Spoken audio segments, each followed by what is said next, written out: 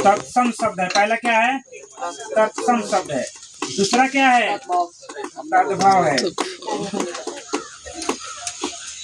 Double मार कर दिया। तद्भव शब्द है। तीसरा क्या है? देशज है। देशज। चौथा क्या है? विदेशज।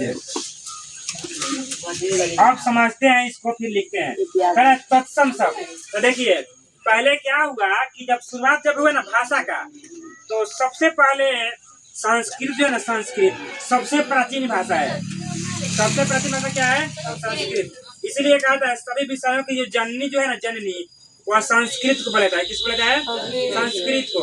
तो क्या हुआ कि संस्कृत का जो मूल जो अर्थ होता है ना, संस्कृत, संस्कृत के मूल शब्द को हिंदी में ही हम लोग उसको बोलते हैं, तत्सम शब्द कहते हैं। जैसे उसको लिखेंगे, जैसे मान से लिख दिए जगत, लिख दिए। क्या लिख दिए? जगत। जगत का मतलब क्या होता है? संसार होता है ना, संसार। देखिए संस्कृत का ये मूल शब्द है। क्या है? संस्कृत का मूल शब्द है, लेकिन हिंदी में इसका कुछ ना कुछ अर्थ होता है। ठीक है, जैसे मान लेते हैं, लिख दिए यहाँ पे जगत हो गया। अब लिख दिए वसुधा, लिख दिए। क्या लिख दिए? वसुधा। तो वसुधा का अर्थ क्या होता है? पृथ्वी होता है। क्या होता है? पृथ्वी। ठीक है, और यहाँ पे लिख दिए नीर, लिख दिए नीर। तो नीर मतलब क्या होता है? पानी चाहे जल। हाँ ठीक है, वेरी गुड। तो वही कह रहा है कि संस्कृत के मूल शब्द को ये क्या कहेंगे? तत्सम शब्द कहते हैं। यानी संस्कृत का मूल शब्द, भले जाकर हिंदी में कोई ना कोई अर्थ होगा, लेकिन मूल जो शब्द है, मूल जो अर्थ है, संस्कृत के मूल शब्द को क्या कहते हैं? तत्सम शब्द कहते हैं। ठीक है, अब आते हैं तद्भव में। तो तत्सम के बिगड़े शब्द को, तत्सम जो है, तत्सम के बिगड़े शब्द को क्या कहते हैं?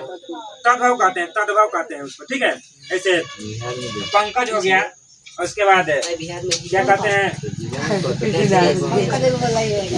पंकज हो गया, नदी हो गया। ठीक है, उसके बाद आकाश हो गया। तद्भव का कि संस्कृत के बिगड़े शब्द, तत्सम के बिगड़े शब्द क्या कहते हैं? तद्भव। मतलब उसको ट्रांसफर करके एकदम हिंदी में ला दिया गया पूरा। हाँ, ट्रांसफर करके पूरा हिंदी में, शुद्ध हिंदी में। अब आते हैं देशज पे।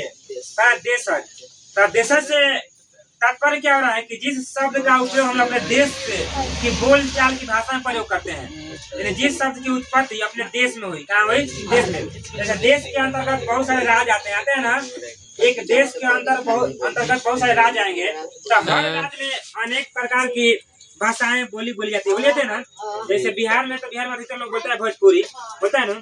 चलिए आसाम में तो अधिकतर लोग क्या बोलते हैं? असमिया बोलता है। उसके बाद चल जाइएगा बंगाल में, तो बंगाली बोलता है लोग, होता है ना। हाँ, बंगाली बोलता है लोग। चलिएगा महाराष्ट्र में, तो मराठी बोलता है लोग। गुजरात में गुजराती। तो वही कह रहा है कि हर राज्य से अलग अलग भाषा को एकत्रित करके आज जो देश की जो बोलचाल की जो भाषा है, उसे क्या कहते हैं? देशज शब्द कहते हैं। जैसे क्या हो जाएगा? लोटा हो जाएगा। क्या हो जाएगा? लोटा हो जाएगा। डोरी हो जाएगा। डोरी क्या हो जाएगा? डोरी। फुनगी हो जाएगा। क्या हो जाएगा? फुनगी। ना लोग पता कि लोटा दीजिए चाहे डोरी दीजिए। डोरी मतलब मालूम डोरे वाला, पीने वाला।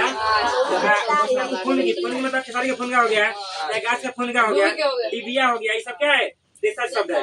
बोरा उरा हो गया, ये सब देशज शब्द हो गया। अपने देश, ठीक है, कपड़ा उपड़ा हो गया, अपने देश। हाँ, अपने देश की बोलचाल की जो भाषा जो होती है, उसमें जो शब्द आता है उसी को कहते हैं देशज शब्द कहते हैं। ठीक है क्लियर? जिस शब्द को उत्पत्ति अपने देश में हुई है उसे क्या कहते हैं? देशज शब्द। अब आते हैं विदेशज में। विदेशज मतलब दूसरा देश में। विदेश मतलब दूसरा देश है ना। लोग बोलता है कि मेरे पिताजी विदेश है, मेरे भाई विदेश है। तब विदेश का मतलब था दूसरा देश, पराया देश।